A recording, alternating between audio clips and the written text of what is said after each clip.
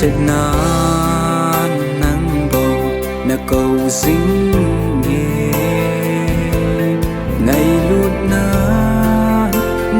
nung ajui jing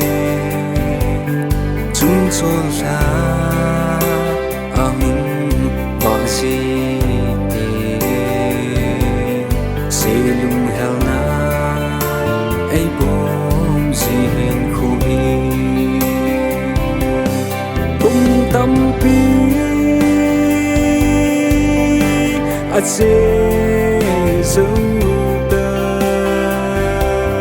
Hinla kay namang heng'a katao jing Vangphat najui jing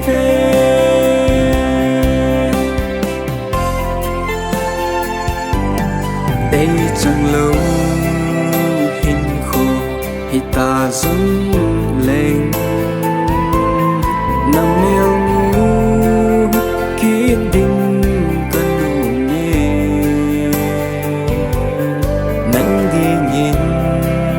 gian mang bằng ca Hinla ken va ka jing lại Kumtam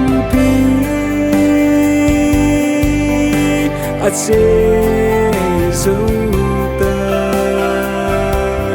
Hinla kay namang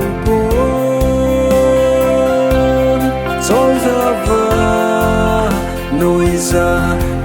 heng'a Hemnung vẫn in gen katao jing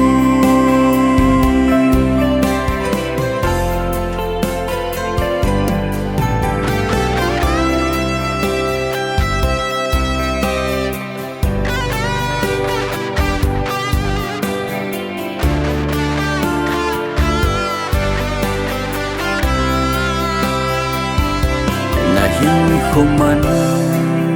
thu ho ka za ji te na gen thế ding lai đi bata tuy lệ mê abang hinkho ba giang vọng lâu in ghel này ta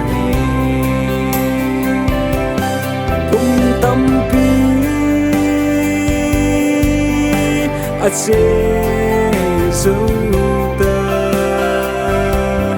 Hinla kay namang